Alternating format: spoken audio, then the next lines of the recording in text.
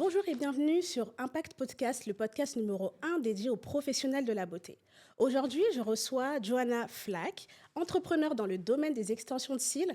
Elle a 2 instituts de beauté situés dans la ville de Tours. Son centre de formation certifié Calliope. Elle a généré 300 000 euros de chiffre d'affaires. Coucou Johanna, comment tu vas? Coucou, ça va très bien, merci beaucoup. Merci beaucoup pour cette invitation. C'est avec plaisir que je t'accueille aujourd'hui.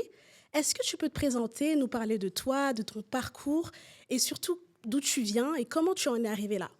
Ok, enchantée. Donc moi c'est Johanna Flack, j'ai 28 ans. Je suis du coup dans le domaine des extensions de cils, spécialisée du coup dans le regard depuis 2019. Aujourd'hui, donc j'ai 2 instituts spécialisés dans le regard et du coup un centre de formation qui est vraiment axé développement business dans les cils, pas juste la technique parce qu'on sait très bien qu'aujourd'hui ça ne suffit pas. Et donc moi j'ai démarré dans les extensions de cils comme je te dis en 2019. Avant ça, donc j'ai grandi en Pologne, donc je suis arrivée en France à l'âge de 11 ans, donc je parlais pas un mot de français, c'était assez particulier. Je suis arrivée dans ce pays sans même savoir que je déménageais, donc c'était un peu compliqué pour moi et j'ai pas forcément été très longtemps scolarisée. J'ai très vite arrêté l'école parce que je sentais que ça ne me correspondait pas. D'accord, c'est super intéressant. Et dis-moi, tu as commencé à quel âge les extensions de cils? J'ai commencé les extensions de cils, j'avais 21 ans. 21 ans. Donc c'était quelque chose qui te plaisait à la base? C'était une passion ou ça t'est tombé dessus? Alors, il faut savoir que, autant que cliente, j'ai commencé à me faire poser des extensions de cils à l'âge de 18 ans à peu près. Et c'est vrai que j'ai adoré, sauf que je suis une personne très perfectionniste et j'ai jamais su trouver une personne qui était à la hauteur de ce que je voulais en termes de résultats. J'avais beau, franchement, même payer des prestations 200 euros, j'étais prête à mettre pour des extensions de cils et c'était pas à la hauteur de ce que je voulais. Donc, je me suis dit que s'il y a des nanas qui travaillent mal, qui arrivent à s'en sortir, moi qui est perfectionniste, un jour, si j'ai l'occasion, je me lancerai dans les cils et j'étais sûre au fond de moi que je ferais un carton. C'était pas forcément une passion au départ, c'était vraiment par besoin, on va dire. En soi, j'ai toujours été un peu passionnée, tu vois, par les extensions de cils. Je trouvais ça beau. En vrai, c'est toute la beauté qui me passionnait, le maquillage, etc. Le beauty business, c'était toujours un truc où j'aimais. Mais j'ai jamais eu l'occasion de vraiment me développer là-dedans. Comme je te dis, j'ai rapidement arrêté l'école, donc j'ai pas pu faire les SAP, etc. J'ai travaillé en restauration, donc un domaine qui a rien à voir finalement. Et c'est vrai que comme il fallait trouver un travail rapidement, comme j'ai arrêté l'école à 16 ans, c'est vrai que j'ai continué dans la restauration. C'est le seul endroit où on m'a ouvert, on va dire, la porte. Et je me suis jamais posé réellement la question de qu'est-ce que je voudrais faire, de comment est-ce que je voudrais me développer. La seule chose que je sentais, c'est que j'étais jamais à ma place. Tu vois, autant que salariée, je sais pas, il me manquait un truc. Il Tu vois, manquait j'étais quelque trop chose. de. C'était pas pour moi. Donc le jour où je me suis dit, j'ai eu un petit déclic en arrivant sur Tours. J'ai déménagé parce que j'ai beaucoup déménagé avec ma famille, etc. Et quand je suis arrivée sur Tours, c'est là où j'ai rencontré mon mari. Je suis arrivée dans ce Trop bien. coin-là. Au bon moment. Exactement. Et là, je me suis dit, je veux un changement de vie total et je veux tourner la page de ce qu'il y avait. Et je me suis dit, c'est l'occasion de me lancer. Si je le fais pas maintenant, je le ferai jamais. Et d'ailleurs, c'était quoi ton métier de rêve? Est-ce que tu voulais être peut-être pompier? Franchement, alors mon métier de rêve, non, si je rigole aujourd'hui, maintenant, c'est un peu drôle, mais quand j'étais petite, je disais toujours que je voulais être une star. Voilà. Une star. Une star, ouais, Peu c'est tout. importe Peu dans quel importe domaine, voilà, mais c'était une mon star. rêve, exactement. C'était Trop mon rêve bien. quand j'étais petite. Je regardais les chanteuses à la télé, etc. Et je me disais, j'aimerais trop être comme elle. Bon, à mon avis, c'est pas ce que je ferais, C'est ça. mais je pense que voilà, il y a peut-être quelque chose Oui. en Tu rapport peux avec très tout bien ça. t'en servir aussi dans l'extension de cils. Tu peux Exactement. devenir la référence comme tu souhaites. Je l'ai vu sur ton Instagram. Je vois tes posts et je vois que ton but final, c'est vraiment devenir la référence numéro 1 en France, dans le monde entier. Pourquoi pas aussi? Est-ce que tu as fait des études? Bien sûr. Enfin, des études, du coup, des formations. D'accord. J'ai pas fait. Ce que j'ai fait, c'est que du coup, je suis retournée en Pologne, me former là-bas. Donc, les premières formations, je les ai faites là-bas. J'étais formée par une nana qui a gagné, pareil, des championnats. Ça faisait 15 ans déjà qu'elle était dans le milieu des extensions de cils. Donc, je voulais pas aller n'importe où. Je suis partie chez elle. Je me suis formée en une semaine sur la technique. Ok. Maintenant, le gros souci, et sur lequel je travaille beaucoup avec mes élèves dans mes accompagnements aujourd'hui, tu sais, c'est que aujourd'hui, tout est beaucoup sur la technique. Oui, Ça. apprendre à poser des cils, mais il suffit pas de savoir poser des cils pour construire un C'est ça. business et générer du cash tous les mois. On le sait très bien. Et le problème, c'est quand on est salarié, c'est pas du tout la question qu'on se pose. On se dit, ok, je vais me lancer là-dedans, ça a l'air simple, mais c'est pas comme ça que ça fonctionne. De toute façon, on va y revenir tout à l'heure. Mais dis-moi, d'ailleurs, on parlait de trophées. j'ai vu que tu as gagné 11 trophées. Est-ce que je me trompe? Est-ce que c'est bien 11 trophées? Oh, je crois que c'est bien plus que ça. Hein. Bien plus Je les que compte 11. même plus. Je me suis arrêtée à 11. Moi, je me suis arrêtée à 11. J'ai vu une photo de toi sur ton Instagram avec 11 trophées. D'ailleurs, je vais la mettre sur la vidéo. Et franchement, j'étais bluffée. Tu as passé des concours? Exactement. Comment ça Alors, s'est passé? j'ai fait beaucoup de concours dans les extensions de cils sur l'année entre 2021 et 2022. J'étais vraiment focus là-dedans. J'avais besoin de me prouver à moi-même, aussi prouver à mes élèves la qualité de mon travail, que j'étais à la hauteur de les former. Aujourd'hui, il y a tellement de formatrices sur le marché. J'avais besoin de montrer que je suis différente et que mon travail vaut la peine. Donc, c'est vrai que j'ai fait beaucoup de championnats. J'en ai remporté plusieurs fois la première place à plusieurs reprises, tout simplement. Trop bien. Félicitations. Merci beaucoup. Et ça prouve aussi qu'il y a un niveau quelque part, quoi. C'est ça, c'est des challenges aussi. Exactement. C'est de se challenger, se surpasser et surtout, voilà, toujours faire mieux. Et franchement, ça, c'est super top. Mais moi, je voulais savoir, tu étais serveuse. Comment t'es passée de serveuse, donc un milieu qui n'a rien à voir avec la beauté, à technicienne de cils? Alors, quel a été ton déclic? Surtout le déclic, qu'est-ce qui t'a fait, voilà... le réel déclic qu'il y a eu, comme je te dis, ça faisait déjà un petit moment que j'en voulais plus de la restauration parce que le salaire, les horaires. Moi, j'ai toujours été une bosseuse, tu vois. C'est pas un problème de faire 70 heures par semaine. Moi, je peux les faire aujourd'hui. Il y a 10 ans, je peux les faire. Le seul souci, c'est que d'une, j'étais pas rémunérée à la juste valeur et je sentais que je pouvais faire mieux. Et le déclic, c'était vraiment lorsque j'ai rencontré mon conjoint et que je suis arrivée à Tours. Et là, je me suis dit, OK, soit je vais me retrouver un travail autant que serveuse, je vais gagner le même salaire, sachant que lui, il bossait du lundi au vendredi, finissait à 17h. On se verrait jamais parce que moi, ma pause, ça serait entre 15h et 17h. Je bosserai le soir, je bosserai le week-end. Et je voulais passer du temps avec lui simplement. Je me suis dit donc, alors il est temps pour moi de me créer mon avenir et de choisir mes horaires. Et comment? Je me suis dit que c'est l'occasion de me lancer dans les extensions de cils. Et avant même de te lancer, tu as travaillé dans des salons, dans des instituts, ou tu t'es lancée vraiment solo toute seule? Ouais, je me suis lancée solo toute seule. Directement? Ouais. Paf! Paf! T'as pas eu peur? En fait, moi, pour te dire, c'est vrai que j'ai une enfance assez particulière. On va peut-être pas rentrer dedans parce que sinon, on va y passer trop de temps. Oui. Mais c'est vrai que j'ai une enfance assez particulière. En fait, pour avoir vécu des choses assez difficiles, franchement, il n'y a rien qui peut me faire peur. Tu vois, pour avoir été moins que zéro, je pense que ça m'a justement donné cette force aujourd'hui que beaucoup n'ont pas. Se dire, au final, je sais que j'ai vécu ça. J'ai été sans domicile fixe pendant un petit moment. Et en fait, j'ai survécu. Je suis toujours là, tu vois. Donc, au final, au pire, je me lance, ça marche pas. Au pire, je retrouve un travail, je redeviens serveuse et puis c'est tout. Passé le cap. Au moins, j'ai essayé. Voilà. C'est ça. Et en tout cas, franchement, moi, je trouve ton parcours super inspirant. Mais vraiment. Et je sais qu'aujourd'hui, dans un monde où la sécurité, elle est primordiale, franchement, de toi à moi, qu'est-ce qui t'a poussé à entreprendre? Je l'ai entendu, tu m'as parlé de liberté, tu m'as parlé d'avoir vraiment du temps pour ta famille, etc. Mais pourquoi l'entrepreneuriat? Pourquoi tu as choisi cette voie? En réalité, comme je te dis, je ne me sentais pas à ma place. Et les gens qui me connaissaient un petit peu, ils me disaient tous, mais Johanna, ouvre ta boîte, fais quelque chose. On sent que tu as besoin, tu as ce petit truc, c'est sûr que tu vas pouvoir faire autre chose que d'être salariée, d'être serveuse, parce que je me donnais toujours à fond, je voulais toujours faire plus. Tu vois, même quand je finissais, je donnais encore de moi, je comptais pas mes horaires, même si je savais que... Voilà. Mais en fait, j'avais besoin d'être stimulée par quelque chose. Oui. Et selon moi, c'est la meilleure place, c'est l'entrepreneuriat, puisque en fait, ça s'est fait. L'entrepreneuriat, c'est des hauts, des bas. Et moi, c'est ça qui me fait vibrer aussi au quotidien. Je ne sais pas rester. Je suis une pile, en fait. C'est ça, j'ai besoin une boule d'énergie. Tu as besoin vraiment d'être là, faire ce que tu aimes surtout. C'est ça aussi qui est bien dans l'entrepreneuriat. On peut vraiment faire ce qu'on aime. On peut se lancer dans ce qu'on aime. Aujourd'hui, tu t'es lancée. Mais est-ce que tu as eu des moments où tu as douté? Ça peut arriver, hein? Ça fait partie du parcours, du chemin. Et surtout, est-ce que tu as eu ces moments-là où tu as voulu abandonner? Tu sais, le syndrome de l'imposteur. Pour te dire, oui, moi, j'ai eu plusieurs étapes qui ont été assez complexes. Parfois, j'ai voulu aller un peu trop vite. Du coup, forcément, je me suis plantée. C'est ça. Et du coup, en 2023, c'était... il y a eu forcément l'étape où je voulais abandonner avant 2023. Donc, revenons à 2019. Au tout début, quand j'ai démarré, donc je sors de mes premières formations extension de cils, je rentre à la maison et là je me dis ok, j'ai appris à faire les cils, mais comment est-ce que je vais trouver des clients? Et ça, Ah. c'était la première problématique. Et en fait, je me dis, OK, je ne me suis pas focus sur le bon problème.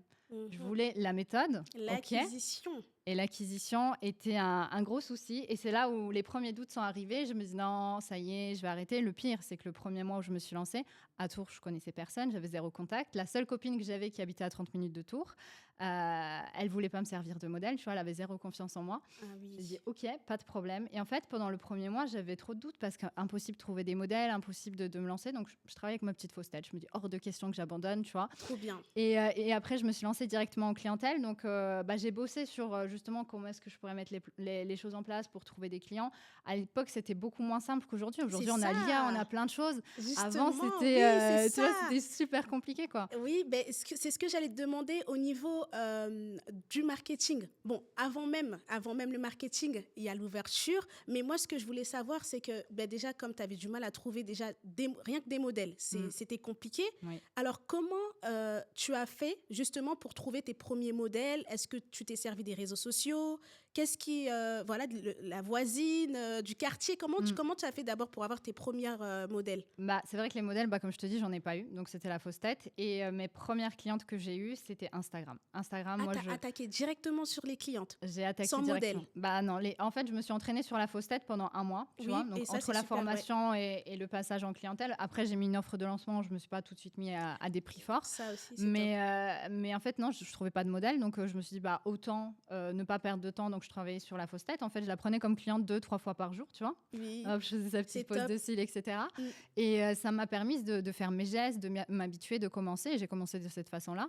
Et ensuite, j'ai commencé directement en clientèle un mois après. Et j'ai attaqué le marché des réseaux sociaux. En Mais ça, fait, ça, franchement, c'est super intéressant d'avoir les fausses têtes. Nous, dans notre domaine, en tant que prothésiste ongulaire, comme je dis tout le temps à mes élèves, entraînez-vous sur des mais oui, fausses mains parce qu'au moins, elle est sûre d'être là tout le temps. Elle va jamais exactement. vous mettre, vous planter à la dernière minute. Donc oui, c'est vrai qu'après, grâce à ces petits, je vais appeler ça des petits gadgets, Exactement. ça nous aide à nous entraîner. Et moi aussi, j'ai commencé comme ça, hein, avec la main d'entraînement. Tous les jours, je m'entraînais et franchement, après, j'ai pareil comme toi, commencé à avoir les premières clientes et justement, je mettais des petits prix parce que j'étais encore débutante. Tout ça, ça s'est passé. Tu fais l'ouverture de ton premier institut en 2020, juste après le Covid-19. Exactement. Alors, comment ça se passe? Comment tu t'y prends? Comment tu trouves le local? Alors, Covid, alors c'était une période assez complexe parce que dis-toi que Covid, il est arrivé en mars et janvier déjà, je commençais déjà à chercher mon local parce que j'ai vite explosé en travaillant au milieu de mon salon, tu vois. Donc j'ai Oui. déménagé au mois de décembre 2019 pour un appart plus grand, mais malgré tout, je me suis dit, je veux quelque chose de beaucoup plus pro. Et je commençais à déjà chercher les locaux entre janvier et février. Et bim, en mois de mars, le Covid qui tombe. Je me suis dit, ouf, là, j'ai eu de la chance de ne pas avoir été trop Ah, sur la trop bien. recherche. Ça m'a Oui. évité justement cette première étape problématique. Donc, du coup, ensuite, on est sorti du Covid en mois de juin. J'ai fait x2 sur mon chiffre d'affaires direct parce que tout de suite, pendant le Covid, j'ai bossé et sur le centre de formation, mais surtout sur un système, comment justement remplir mon planning et rattraper tout l'argent que j'ai perdu pendant le Covid, puisque moi, sur cette période-là, Oui. j'ai rien touché, hein. Il y en a qui touchaient, mais moi, j'avais rien. Oui. Et du coup, au mois d'août, j'ai ouvert mon premier local que j'ai trouvé. En fait, je suis rentrée dedans. C'était un petit 30 mètres carrés. J'ai dit, waouh, j'adore, je prends ça. C'était tout noir, je l'ai repeint en rose et c'était là. Donc là, cette Trop période, bien. elle était incroyable. J'ai pu ouvrir, ça s'est plutôt bien passé jusqu'à novembre. Novembre, bim, Covid, refermeture. Là, j'étais Ah, sauvée parce que du coup, j'avais déjà le centre de formation. top. Et du coup, j'ai pu malgré tout faire mes formations dans le local, ce qui a fait que j'ai pu payer quand même mon local, etc., sans problématique. Je ne pouvais pas faire les prestats, mais les formations, ça passait. Au premier local, directement première visite, tu as eu ton premier local. Oui, Mais tu as eu de la chance. ouais. Moi, j'ai une galère. Petite anecdote de mon parcours à moi. La galère de mon premier local, c'était un 9 mètres carrés sans fenêtre. Ok. Alors, je t'explique. Moi, je fais la résine. Donc, Mhm. l'acrylique, ça sent Oui. super fort. Mm. À ce moment-là, il faut savoir que c'est un local partagé. Je commence à faire mes premières clientes, etc. Tout se passe bien, franchement. Au bout d'1 an, tout allait bien. Mais apparemment, je dérangeais mes voisins. Et là, je reçois un mail. Madame, nous ne pourrons pas renouveler votre contrat. Ok. Donc, j'avais 1 mois pour partir. Oh, purée. T'imagines? J'ai une liste de clientes comme ça. Je les mets où à ce moment-là? Je sais pas. Ouais, c'est J'étais clair. découragée. Et là, moi, c'était mon down. J'ai dit, là, c'est mort, j'arrête tout, tout, tout. Et encore une fois, comme on parle de mari, moi aussi, j'ai un mari qui est entrepreneur, qui m'accompagne énormément. Et grâce à lui, il m'a redonné voilà, de la motivation. On a retrouvé un deuxième local. Et c'est à partir du deuxième local que là, j'ai direct scalé.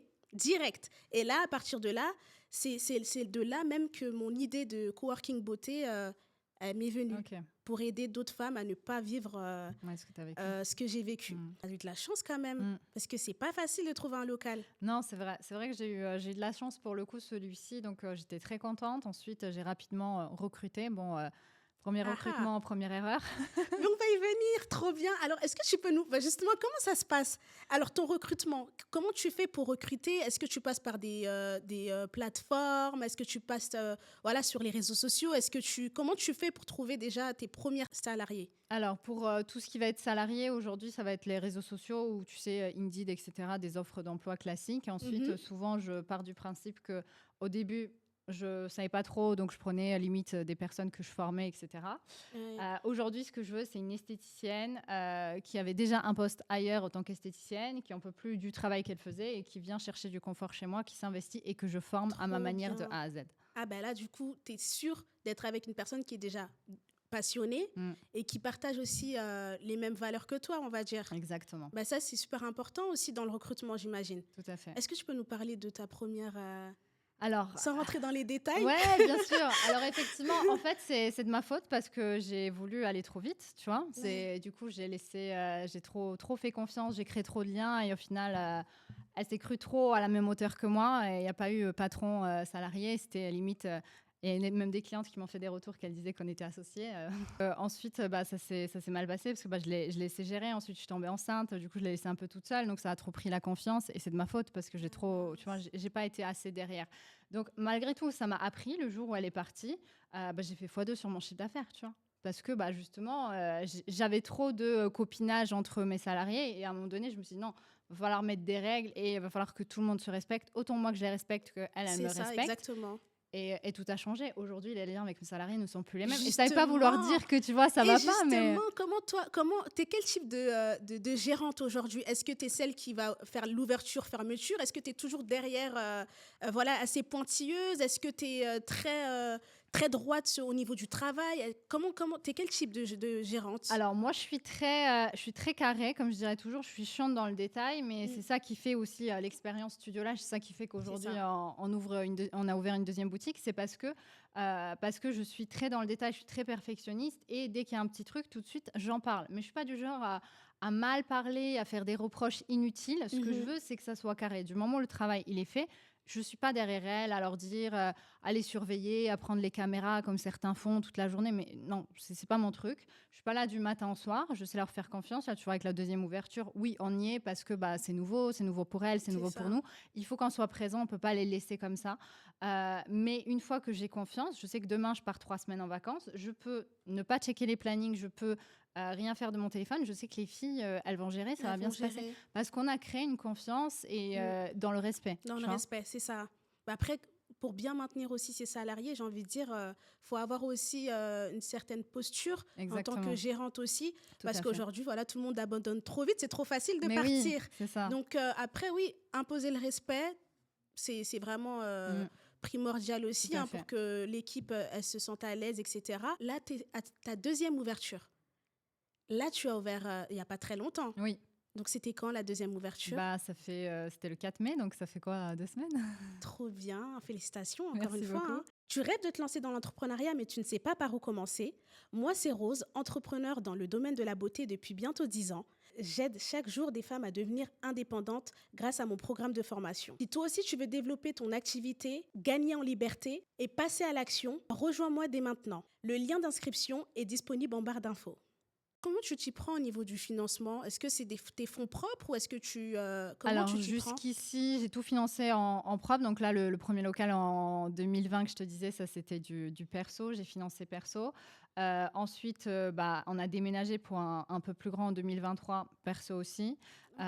Là, par contre, j'ai pris financement avec la banque. Je me suis dit: «Bon, allez, c'est bon, j'en ai marre de sortir de ma poche. C'est Il ça! est temps d'avancer avec les banques» et au vu de mes bilans, je pouvais me le permettre largement. Trop bien. Donc aujourd'hui, c'est les banques, ouais. Est-ce que tu sens moins de charges, de pression Non, ou je ça sens change toujours rien? autant de pression dans le sens où, si ça floppe, c'est moi qui rembourse quand même, tu vois? Ah! C'est ça, c'est Et vrai! justement, j'avais le choix, tu vois, lorsque j'ai signé le crédit, de soit prendre à charge si ça ne fonctionne pas à mon propre nom, ou alors d'avoir je ne sais plus quelle association qui pourrait prendre. Et en fait, moi, ça me met une pression du genre à Johanna, dans tous les cas, tu dois réussir, il n'y a pas le choix. Parce que sinon, c'est toi qui vas te taper C'est les ça! 100 000 euros de crédit. Ah oui, je comprends. Donc moi, je fonctionne toujours comme ça. Je me mets un peu, tu sais, la corde au cou Mmh. et que j'ai pas le choix d'y aller.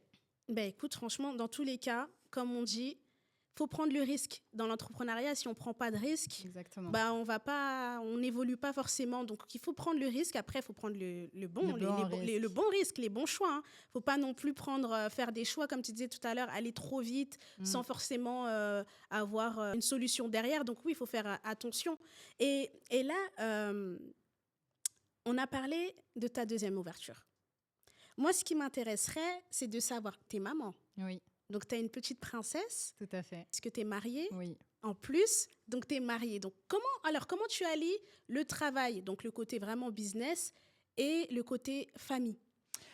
Écoute, c'est vrai que j'ai eu justement un déclic là il y a pas longtemps parce que moi je suis une bosseuse et voilà, j'ai des objectifs et je suis très focus, tu vois. Je veux me donner les moyens pour réussir. Mhm. Et il est arrivé plusieurs fois que j'ai mis, c'est vrai, un peu de côté, tu vois, la vie de famille et j'ai priorisé le business, chose que j'aurais jamais dû faire parce que tu te rends compte qu'en fait, c'est pas comme ça que tu avances. Si c'est pour se retrouver seul dans quelques années, ça n'a aucun intérêt. Ah oui. Donc c'est vrai que par exemple en 2023, lorsque pareil j'ai eu quelques soucis avec mes salariés, j'ai vachement mis de côté la vie de famille. Maya, je l'ai presque pas vue ou très peu vue, tu vois, pendant presque un an, parce que je faisais du 6 Oh, sur 7, je devais être présente, remplacer oui. mes arrêts maladie, etc. Mhm. Donc j'étais très, très triste sur cette période-là et je sentais que la petite le sentait aussi, donc c'était compliqué. Ensuite, c'est vrai que depuis l'année dernière, je suis beaucoup moins en clientèle, je suis plus focus sur les formations, sur le développement du business et j'ai la chance que mon mari soit associé dans la boîte avec moi. Ah, trop bien! Ouais, donc il est directeur général, donc il bosse avec moi. D'accord. Et donc, on peut vraiment se léguer plein de choses et s'aider au quotidien. C'est vrai que ces derniers mois, on a beaucoup scale aussi. Et pareil, je me suis trop remise focus institut, focus formation, focus Mm. chiffre d'affaires. Et j'ai délaissé un peu ma famille. Il n'y a pas longtemps, je me suis posée, je me suis dit, mais en fait, j'en peux plus de ma vie, tu vois. Je me dis, en Mhm. fait, je fais tout ça pourquoi? Au final, je suis fatiguée. Au final, je rentre à la maison, j'ai même pas envie de jouer avec la petite parce que j'ai pu, tu vois, je suis épuisée en fait. Et là, je me suis dit, Oui, non, en fait, il est temps de mettre les choses à plat. En fait, ok, je vais prendre du temps pour travailler, mais je vais clairement me bloquer du temps dans la semaine pour prendre mon mercredi avec c'est Maya comme je ça. faisais avant, prendre et profiter, tu vois. Donc, c'est un peu compliqué de faire la part des choses. C'est Mhm. pas impossible, tu vois. C'est vraiment une question de nous à se dire, ok, nous, on est prêts à justement trouver le juste milieu, à passer du temps en famille et à faire en sorte que le business fonctionne. Parce qu'en réalité, si Mhm. pendant 2 jours, j'avance pas, la boîte va pas s'écrouler. Tu C'est vois, mais ça. dans ta tête, des fois, tu es là, faut que je fasse ça, il y a ça, il y a ça. Tellement de choses à faire que des Mm. fois, ça prend un peu le dessus. C'est ça. Ben, en tout cas, là, tu as parlé de formation. Moi, ce que je voulais savoir, alors, t'as un centre de formation certifié Calliope. Oui. Alors, comment ça s'est passé? Est-ce que tu t'es fait accompagner par un organisme? Est-ce que ça a pris combien de temps aussi? Est-ce que c'était difficile? Si tu peux nous parler un petit peu de ce parcours-là, parce que être certifié aujourd'hui, c'est très bien. Hein. Mm. J'ai vu la licence, j'ai tout regardé. Et franchement, est-ce que tu peux nous en parler Bien de sûr. ça? Oui, c'est vrai que moi, je suis assez. J'aime bien faire les choses bien. Mhm. Si je le fais, c'est pour que ça soit bien fait. Donc, être juste une formatrice comme les autres, hors de question. Mm. Donc, le Calliope, c'était important pour nous. Alors, c'est vrai que cette partie-là, c'est mon mari qui a géré. Lui, il était sur le projet. Donc, c'est lui qui s'est occupé du Calliope. Ça a mis plusieurs mois parce qu'il y a, tu sais, la France, hein, la paperasse, etc. C'est ça. Donc, il fallait ramasser, ensuite les contrôles, etc., l'audit. Ça a pris plusieurs mois, je te dirais un bon 4-5 mois pour mettre en En place. place. OK. Donc, c'était quand même assez long. En on s'était fait accompagner par une personne là-dedans pour être sûr que tu vois, les documents soient tous Soit bien conforme, etc. bien conformes pour pas avoir recommencé 50 fois, justement pour éviter de perdre du temps. Puisqu'on sait qu'aujourd'hui, le temps, malgré tout, c'est très important. Donc, on s'est fait accompagner sur une petite partie, ouais. Et qu'est-ce que tu en penses, toi, du marché de secteur, de formation dans le secteur de la beauté aujourd'hui, avec tout ce qu'on voit, franchement? Est-ce que j'ai le droit de donner le vrai avis? Oui. Franchement, je trouve que c'est un grand n'importe quoi, si je peux me permettre. Ouais. Ok. Alors, j'ai rien d'accord. contre personne, Oui. mais tu vois, que ce soit les cils ou les ongles. Mhm. Et je te fais une petite anecdote vite fait. Je suis partie me faire les ongles des pieds, là, mardi dernier en plus. Une catastrophe, alors que les photos sur Instagram, elles étaient parfaites. Mais laisse tomber, elle m'a tué mes pieds. Bref. Bref, alors là, Mais tout ça pour te dire, aujourd'hui, je trouve que... je trouve que le marché, il a été trop rabaissé en termes des formations parce qu'il y a oui, tellement de nanas aujourd'hui. Moi, je vois 50 pubs par jour sur mon Insta. c'est ça. Formation extension de cils, 250 €. Formation extension de cils, 99 €. Mais bientôt, tu vas me servir une formation sur un plateau gratuitement, en fait. C'est ça. C'est comment? Et à la fin, je repars avec quoi? Et moi, je trouve qu'aujourd'hui, même les consommatrices, en fait, c'est le problème de la nana qui cherche une formation dans les extensions de cils aujourd'hui, c'est qu'elle regarde d'abord le prix avant le résultat qu'elle va avoir. C'est ça.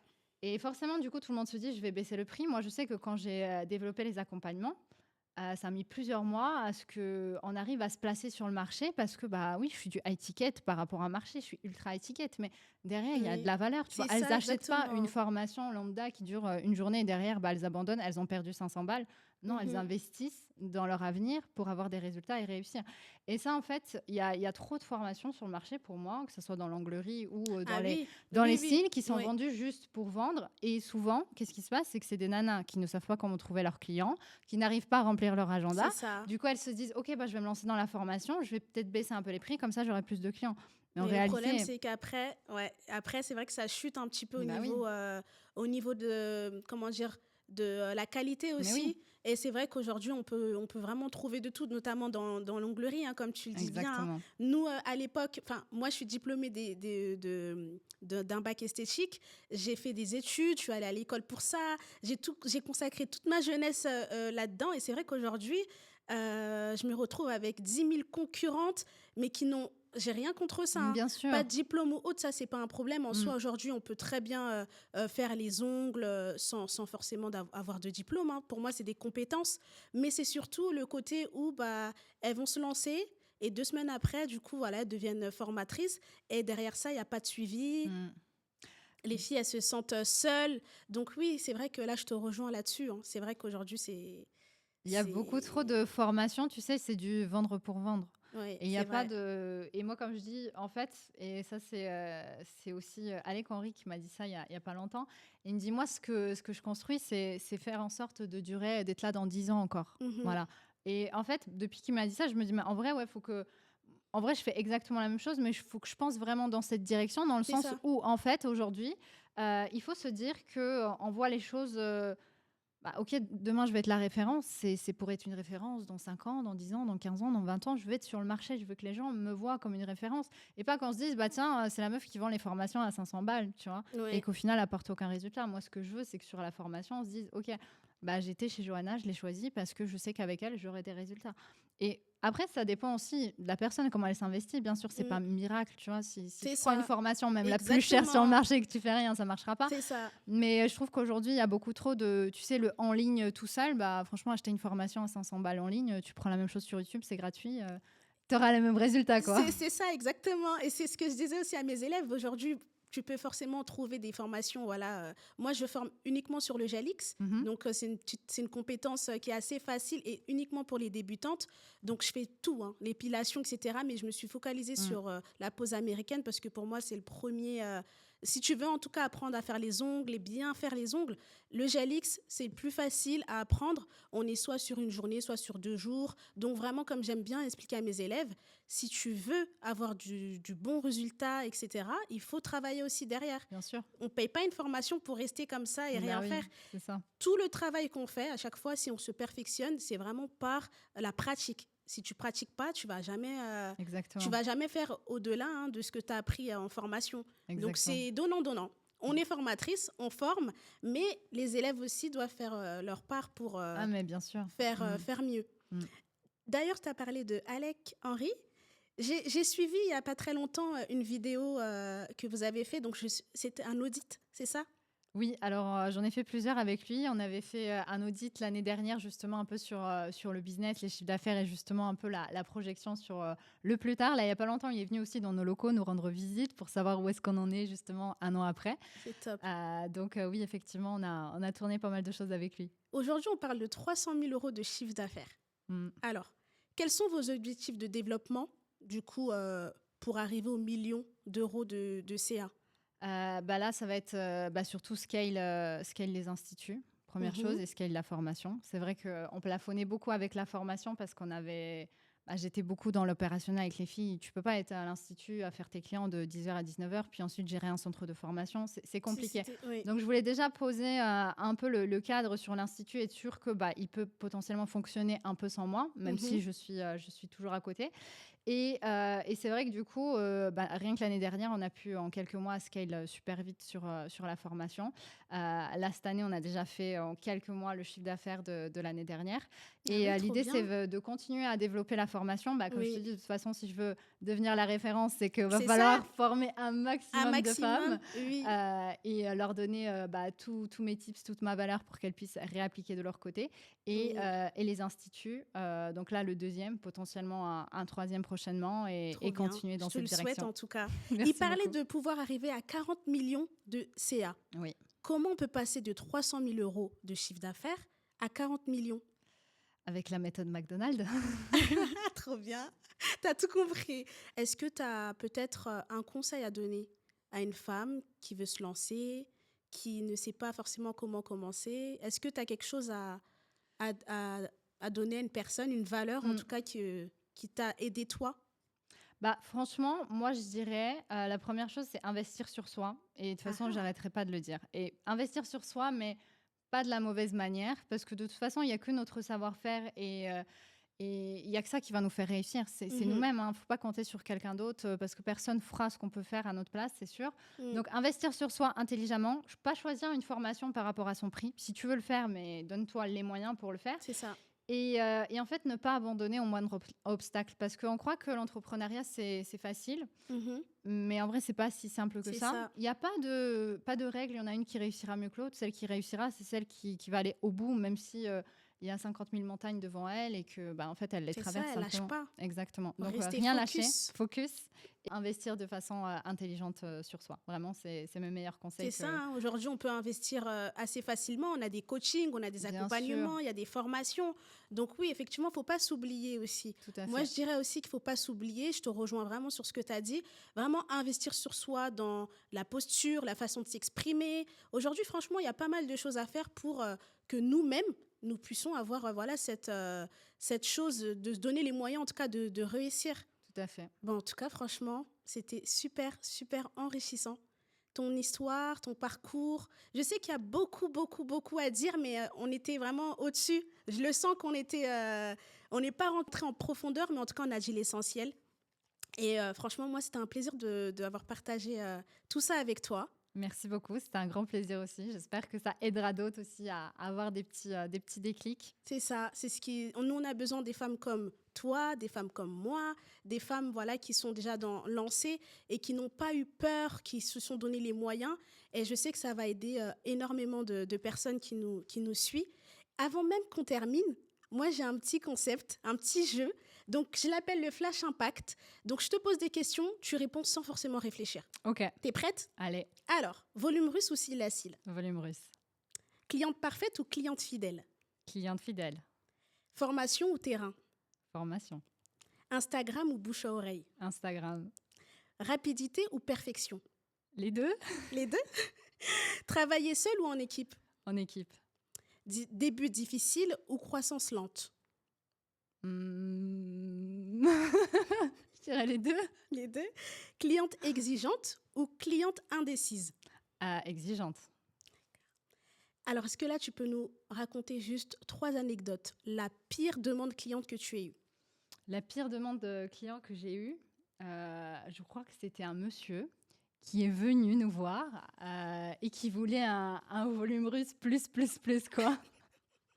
Là, j'étais choquée. On lui a fait un cil et du coup, je pense qu'on s'était pas compris. Il n'était pas ravi du résultat. Et je pense que c'était vraiment la pire demande. Je m'y attendais pas, tu vois. Ouais. Et ouais. Une erreur que tu ne referais plus jamais. Une erreur que je ne ferai plus jamais, c'est déléguer trop vite. Un mythe sur les extensions de cils. Un mythe sur les extensions de cils, eh bien, le fait qu'on ne peut pas les garder pendant des années sans que ça abîme le cil. Trop bien. Bah, écoute, en tout cas, merci Johanna. Merci d'être passée chez Impact. Tu nous as partagé de très bonnes valeurs et je sais que ça pourrait aider plus d'une personne. Quant à vous, merci d'avoir regardé cette vidéo jusqu'au bout. N'hésitez pas à liker, partager et surtout vous abonner. On se retrouve au prochain numéro.